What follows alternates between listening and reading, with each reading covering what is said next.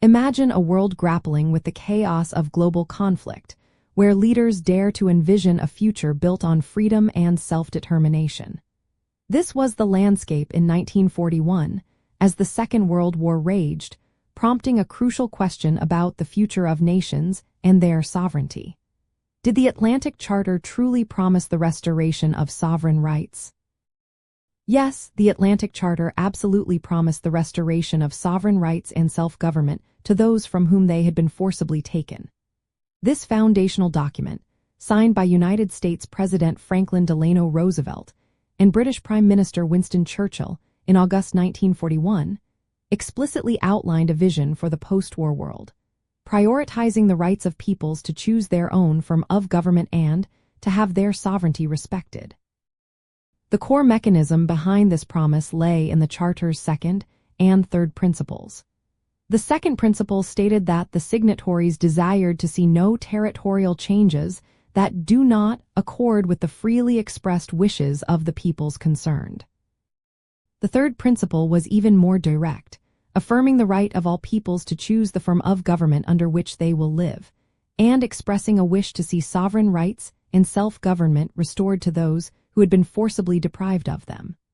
This commitment was a direct challenge to the territorial ambitions of the Axis powers and a strong signal of Allied intent for a more just global order after the war. Understanding the Charter's intent requires recognizing the delicate balance between the ideals it espoused and the geopolitical realities of the time.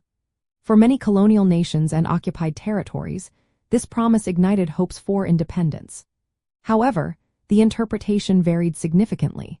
For instance, Churchill initially viewed the principles as applying primarily to European nations under Nazi occupation, not necessarily to the British Empire's colonial holdings.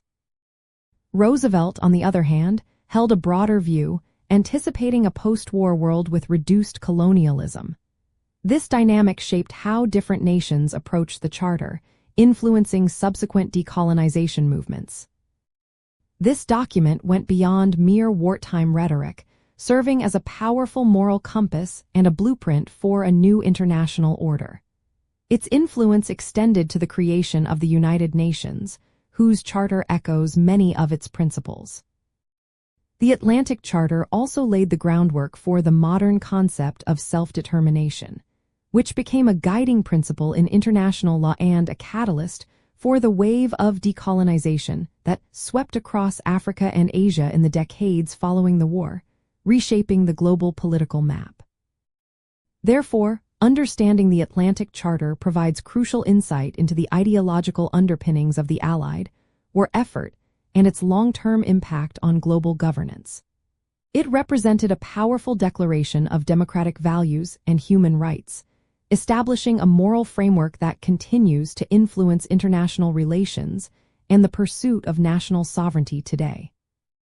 It was a promise that, despite its initial ambiguities, profoundly shaped the aspirations for freedom worldwide. If history fascinates you, like, subscribe, and explore more with us.